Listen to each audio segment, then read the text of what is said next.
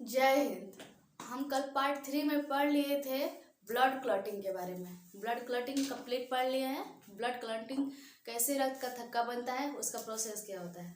अब देखिए, जो ब्लड क्लॉटिंग होता है, बाहर अगर जो रक्त का थक्का बनता है वो तो सही होता है हमारे बॉडी के लिए, लेकिन अगर अंदर कट जाए, बॉडी के अंदर अगर विटामिन के जो है वहाँ पे प्रभावित हो जाए, बॉडी के अंदर हो जाए, तो क्या होता है, ज़्यादा दिमाग में ऐसा केस देखा जाता है, ब्रेन में देखा जाता है, तो ब्रेन हेमरेज हो जाता है।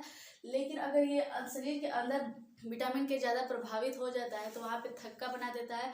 और जो ब्लड है बहुत ही तेज़ी से, जो प्रेशर है उसका बहुत प्रेशर से मारता है।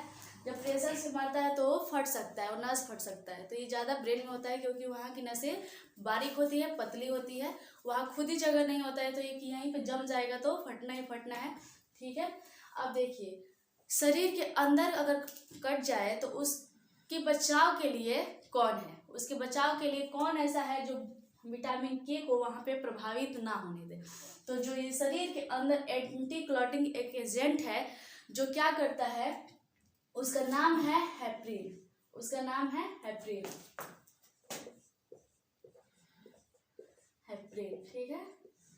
ये क्या करता है, ये सबको जमने नहीं देता है अंदर, ये अकेले ही ये सब पे भारी पड़ता है। ये सब क्या करते हैं, सब एकजुट होकर जमाना चाहते हैं, लेकिन ये हेपरिन है, ये सब पे भारी पड़ता है अकेले ही, ये किसी को जमाने नहीं देता है बॉडी के अंदर। ठीक है।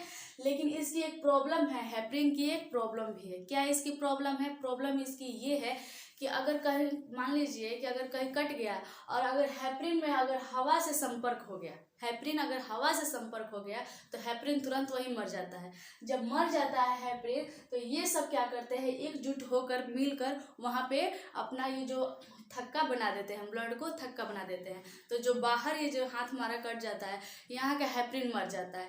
जैसे हेपरिन मर जाता है वैसे क्या होता है कि ये सब वहाँ पे एकजुट होकर रक्त का थक्का बना देते हैं। अब देखिए, डॉक्टर को आप देखे होंगे क्या करता है डॉक्टर, कि अब आप वो क्या करता है कि अगर इंजेक्शन देता है जब, तो देखिए ऐसे ऐसे करके बहुत पीटता है उसको, उसका सारा हवा बाहर निकाल देता है। बॉडी के अंदर उसको देना है ना इंजेक्शन, इसलिए वो सारा हवा बाहर निकाल देता है। क्यों निकाल देता है? क्योंकि उसको पता है कि बॉडी के अंदर है हेपरिन। हेपरिन है, अगर ये हवा से संपर्क करेगा तो हेपरिन मर जाएगा, और हेपरिन मर जाएगा तो क्या होगा, वहाँ पे ब्लड का थक्का बच जाएगा। ठीक है।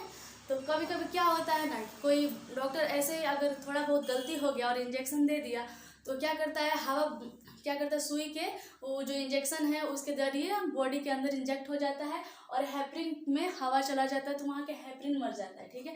आप देखे होंगे बहुत लोग इंजेक्शन लेते हैं तो वहाँ पे टाइट हो जाता है, वहाँ की बांसें जो होती है टाइट हो जाता है, वहाँ पे ब्लड काला बन जाता है। तो बोलता है लोग, डॉक्टर साहब देखिए ना यहाँ पे तो काला हो गया, लेकिन डॉक्टर कैसे कहे कि हमारी गलती है? तो वो कहता है कि एक काम कीजिए, गर्म पानी से ना इसको सेक लीजिए, सही हो जाएगा। ठीक है। लेकिन देखिए, जो हमारा शरीर में जो बॉडी है, बॉडी की नस थोड़ा सा मोटी होती है, तो इसमें मरने की संभावना नहीं होती है।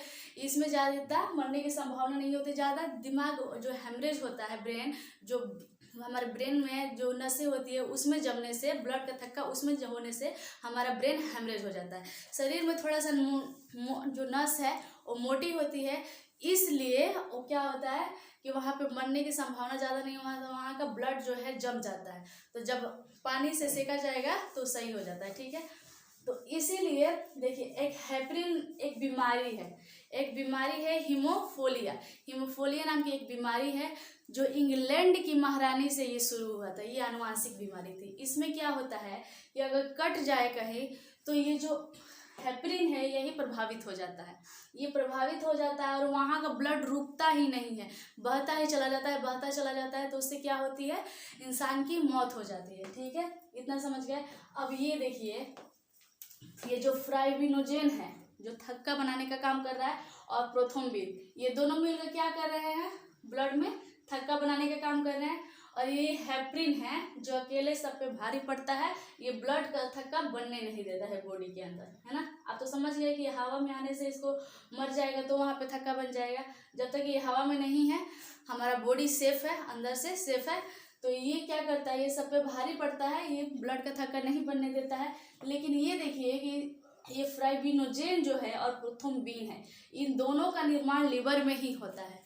और जो हेपरिन है इसका भी निर्माण लीवर में ही होता है। ठीक है, तो आई होप कि आप इतना डिटेल से समझ गए होंगे कि हवा में आने से ही हेपरिन मर जाता है। अगर हेपरिन हवा में नहीं आए, अगर हमारे बॉडी के अंदर रहता है, अच्छे से रहता है उसके अंदर, तो बॉडी के अंदर हवा जाने का कोई रास्ता भी नहीं है। वो इंजेक्शन देगा लो या फिर सलाइन चढ़ाएगा लो, उसी के जरिए अगर थोड़ा सा गलती हो जाएगा तो हवा चला जाएगा। हालांकि उससे मरने की चांसेस बॉडी में नहीं होती है, ज़्यादा ब्रेन में होती है। ठीक है, तो इतना आप एक स्क्रीनशॉट लीजिए। उसके बाद से हम पढ़ते हैं ब्लड ग्रुप के बारे में। अब देखिए ब्लड ग्रुप के बारे में। ब्लड ग्रुप की खोज किसने किया था? ब्लड ग्रुप की खोज लैंड-स्टीनर एंड विनर ने किया था। ब्लड ग्रुप की खोज लैंड-स्टीनर एंड विनर ने किया था। ठीक है, अब यहाँ पे ध्यान दीजिए, ये जो ब्लड है, ब्लड को दो अवस्था में होता है। ब्लड हम आपको बताए हैं, पार्ट 3 में भी बढ़ा दिए हैं। दो अवस्था में होता है, प्लाज्मा और रुद्राणु। तो रुद्राणु का जो है इसमें हम आरबीसी लेंगे। रुद्राणु का इसमें आरबीसी लेंगे क्योंकि यहाँ पे हमें ब्लड ग्रुप के बारे में पढ़ना है। तो डब्ल्यूबीसी और प्लेटलेट नहीं लेंगे यहाँ पे, वो तो हम पढ़ लिए हैं। यहाँ पे लेना है हमको आरबीसी, सिर्फ आरबीसी को यहाँ पे समझिए। और प्लाज्मा जो है, प्लाज्मा का कितना % था? 60%, जो लिक्विड था, है ना, जो लिक्विड था। देखिए प्लाज्मा में एक प्रोटीन होता है, प्लाज्मा में एक प्रोटीन होता है एंटीबॉडी। एंटीबॉडी एक प्रोटीन होता है जिसको हम दर्शाते हैं छोटा ए और छोटा बी से दर्शाते हैं। और आरबीसी में एंटीजन पाया जाता है। आरबीसी में प्रोटीन एंटीजन पाया जाता है जिसको हम दर्शाते हैं बड़ा ए और बड़ा बी से। ठीक है, अब यहाँ पे देखिए ये जो बना हुआ है यहाँ पे, इसका ये जो ब्लड ग्रुप हम देखेंगे तो यहाँ पे सिर्फ एक ही वाई लेंगे समझने के लिए। ठीक है, तो आप यहाँ पे देखिए ये एंटीजन जो है वो ब्लड ग्रुप का निर्माण करता है। अब यहाँ पे देखिए blood group A. Blood group A कैसे हम पहचान सकते हैं कि कौन सा ब्लड कौन सा ग्रुप का है? तो ये बहुत आसान है समझना, आप ध्यान से देखिएगा तो समझ जाइएगा कि ब्लड ग्रुप कैसे पहचाना जा सकता है।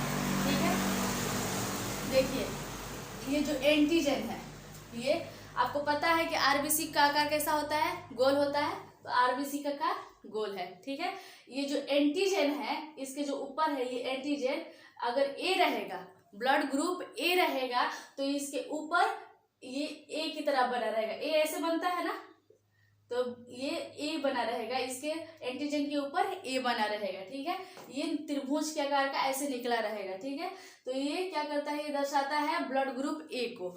अब इसमें एंटीबॉडी कैसा पाया जाएगा? जिसका ब्लड ग्रुप ए रहेगा उसमें एंटीबॉडी कैसा पाया जाएगा? तो उसमें एंटीबॉडी पाया जाएगा बी। क्यों पाया जाएगा? मान लीजिए अगर ब्लड ग्रुप ए है, तो इसमें अगर ए पाया जाए तो ऐसे बाहर की तरफ ये निकल जाए नुकीला, तो ये क्या करेगा? आपस में ही ये मिल जाएगा, है ना। तो आपस में ये उलझ जाएगा तो उसमें ब्लड का फिर उसी में लिबड़ा जाएगा, तो उस ब्लड का संचार नहीं हो पाएगा, है ना। तो इसको ये जो बी इसलिए पाया जाता है, बी ऐसे लिखा जाता है ना, ऐसे लिखा जाता है, तो इसीलिए ये कर्व के आकार के अंदर के तरफ से ऐसा बनाया जाएगा। ठीक है, बी, ताकि ये इसमें उलझे नहीं। ठीक है, ये जो एंटीजन है ये एंटीबॉडी में उलझे नहीं, इसीलिए इसमें ब्लड जो एंटीबॉडी पाया जाता है वो बी पाया जाता है। ठीक है, अब आप देखिए कि इसका पता कैसे लगाया जा सकता है, कौन सा ब्लड ग्रुप मतलब कौन सा ब्लड कौन सा ग्रुप का है। तो क्या होता है कि अगर 2 बूंद हम एक शीशा पे ब्लड निकालेंगे और उसको स्लाइड से ऐसे मिला देंगे, बिल्कुल पतला कर देंगे, और उसको हम माइक्रोस्कोप से देखना पड़ेगा। माइक्रोस्कोप से देखेंगे तो जब अगर ब्लड ग्रुप ए रहा तो उसमें जो आरबीसी का एंटीजन है उसमें ऐसा बना रहेगा, नुकीला त्रिभुज की तरह बना रहेगा। जब हम ध्यान से देखेंगे, हमारी नंगी आंखों से तो देख नहीं सकते हैं, इसीलिए हमें उसे देखना पड़ेगा माइक्रोस्कोप से। जब माइक्रोस्कोप से हम ब्लड को देखेंगे तो हमें साफ दिखाई देगा कि जो हमारा जो आरबीसी का जो ये एंटीजन है, एंटीजन पे साफ साफ ऐसे बना रहेगा, ए त्रिभुज के आकार के बना रहेगा। तो हम ये देख कर बता सकते हैं किसी को भी कि हमारा कौन सा ब्लड ग्रुप है। अगर हमारे पास माइक्रोस्कोप रहा तो ये हम आसानी से समझ जाएंगे कि कौन सा हमारा ब्लड ग्रुप है। ठीक है, अब ब्लड ग्रुप ए के बारे में देख लिए कि कौन सा ब्लड ग्रुप ए में कौन सा एंटीबॉडी पाया जाता है? बी पाया जाता है। ठीक है, इसको बी से दर्शाया जाता है ताकि समझने में कंफ्यूजन ना हो। ठीक है, अब यहाँ पे देखिए ब्लड ग्रुप बी। ये जो एंटीजन है, जो आरबीसी का एंटीजन है, इसके ऊपर क्या पाया जाएगा, ये बी के आकार का पाया जाएगा। ये कर्व कैसा रहेगा, बी के आकार के रहेगा। बी ऐसे लिखा जाता है तो ये बी के आकार का रहेगा इसका कर्व। तो जब हम उसको हम देखेंगे शीशा पे स्लाइड करके पतला करके जब हम देखेंगे माइक्रोस्कोप से, तो उसमें साफ साफ हमें दिखाई देगा कि जो एंटीजन है उसके ऊपर जो है वो बी आकार का बना हुआ है, ऐसा बना हुआ है। जब वो देख लेंगे तो हमें समझ में आ जाएगा कि हमारा ब्लड ग्रुप जो है वो बी है। ठीक है, इतना समझ लीजिए। अब इसमें एंटीबॉडी क्या पाया जाता है, इसमें ए पाया जाता है। क्यों पाया जाता है, देखिए इसमें ये कर्व के जैसा ऐसा है, अगर इसमें बी अगर पाया जाता है तो ये भी ऐसे हो जाता कर्व की तरह, तो ये दोनों आपस में फंस जाता। आपस में फंस जाता तो ब्लड क्या होता, संचार नहीं होता, फिर प्रॉब्लम हो जाती है हमारी बॉडी में। इसीलिए इसमें जो एंटीबॉडी है ए पाया जाता है। तो ए कैसे लिखा जाता है, ऐसे लिखा जाता है ना, ऐसे लिखा जाता है। तो ये ए लिखा जाएगा, ये अंदर की तरफ रहेगा, ये जो ए है अंदर की तरफ धंसा हुआ रहेगा, ऐसे धंसा हुआ रहेगा। ठीक है, ताकि ये इसमें मिले नहीं, इसमें उलझे नहीं। ठीक है, तो इसमें एंटीबॉडी कौन सा पाया जाएगा, ब्लड ग्रुप जो बी है इसमें एंटीबॉडी ए पाया जाएगा। अब हम देखते हैं group A B. Group A B देखते हैं, ध्यान से देखिए। जो जिसका ब्लड ग्रुप ए बी है उसमें ए और बी दोनों पाया जाएगा। उसके एंटीजन पे क्या होगा, ए और बी दोनों प्रकार का स्ट्रक्चर दर्शाएगा। अगर हम माइक्रोस्कोप से देखेंगे ब्लड पे, जो स्लाइड करके हम पतला करके अगर हम माइक्रोस्कोप से देखेंगे तो उसमें एंटीजन पे साफ साफ हमें ये देखने को मिलेगा कि जो एंटीजन पे है उसको हम ए भी मिलेगा और बी भी मिलेगा। तो आप हमें ये आप खुद समझिए और ये बताइए, अगर ए और बी दोनों मिलेगा तो क्या इसमें एंटीबॉडी बनेगा, नहीं बनेगा। क्यों नहीं बनेगा, देखिए अब ध्यान से, आप ध्यान दीजिए इस पे, देखिए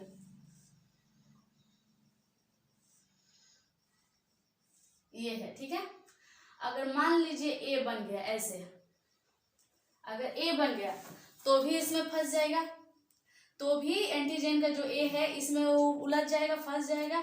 और मान लीजिए कि अगर एंटीबॉडी बी बन गया, बी बन गया तो भी एंटीजन में फंस जाएगा, एंटीजन ए में फंस जाएगा और एंटीजन ए में फंस जाएगा। जो अगर एंटीबॉडी बी रहेगा तो और एंटीबॉडी ए रहेगा तो कर्व जो है बी में फंस जाएगा। तो इसीलिए जब ये फंस जाएगा तो आपस में क्या होगा, उलझ जाएगा उसी में। तो इसीलिए ब्लड का संचार नहीं हो पाएगा। इसीलिए जिसका ब्लड ग्रुप ए बी रहता है उसमें किसी भी प्रकार का एंटीबॉडी नहीं पाया जाता है। समझ गया। अब यहाँ पे देखते हैं ब्लड ग्रुप ओ, जिसका ब्लड ग्रुप ओ रहता है। तो जिसका ब्लड ग्रुप ओ रहता है उसके जो एंटीजन है उसके ऊपर कुछ भी नहीं पाया जाता है, उसके ऊपर कुछ नहीं पाया जाता, किसी भी आकार की कोई आकृति नहीं पाई जाती है। तो इसीलिए इसका क्या नाम होता है, शून्य, लेकिन सबको बोला जाता है ओ। ठीक है, ब्लड ग्रुप ओ बोला जाता है। तो इसके ऊपर कुछ भी नहीं पाया जाता है, ना ए पाया जाएगा ना बी पाया जाएगा। तो इसके अंदर कौन सा एंटीबॉडी पाया जाएगा, इसके अंदर ए एंटीबॉडी भी पाया जाएगा और बी एंटीबॉडी भी पाया जाएगा। क्यों पाया जाएगा, क्योंकि देखिए अगर एंटीबॉडी ए रहा तो भी इसमें नहीं होगा, उलझेगा, है ना। और जो एंटीबॉडी बी रहा तो भी इसमें नहीं उलझेगा, लिबड़ाएगा नहीं। तो फिर ये दोनों नहीं लिबड़ाएगा, इसीलिए इसमें एंटीबॉडी ए और एंटीबॉडी बी दोनों पाया जाता है। तो देखिए जिसका ब्लड ग्रुप ओ रहता है वो बहुत कम बीमार पड़ता है, जिसका एंटीबॉडी ओ रहता है वो बहुत कम बीमार पड़ता है, क्योंकि इसमें जिसका ब्लड ग्रुप ओ रहता है वो बहुत कम बीमार पड़ता है, क्योंकि इसके अंदर जो एंटीबॉडी है ए और बी दोनों होता है। ज़्यादा बीमार पड़ने वाला जो है वो ए बी, जिसका ब्लड ग्रुप ए बी है वो ज़्यादा बीमार पड़ सकता है, क्योंकि इसमें जो एंटीबॉडी है ना ए रहेगा ना बी रहेगा। ठीक है, अब देखिए जो ग्रुप ए का ब्लड हम क्या ग्रुप बी में चढ़ा सकते हैं, ये अब हम देखते हैं।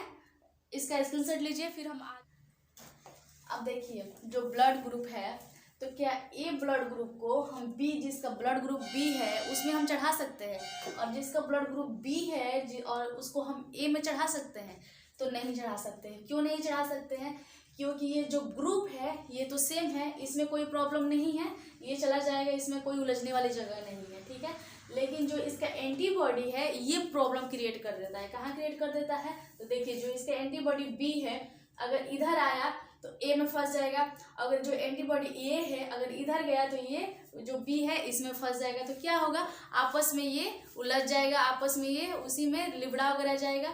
तो फिर वहाँ ब्लड का फ्लो नहीं हो पाएगा, ब्लड का संचार नहीं हो पाएगा, ब्लड वहीं पे जहाँ रहेगा वहीं पे वो रुक जाएगा।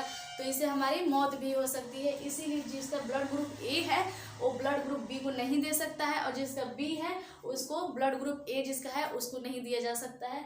अब इसका स्क्रीनशॉट लीजिए। अब उसके बाद से हम RH के बारे में बात करते हैं।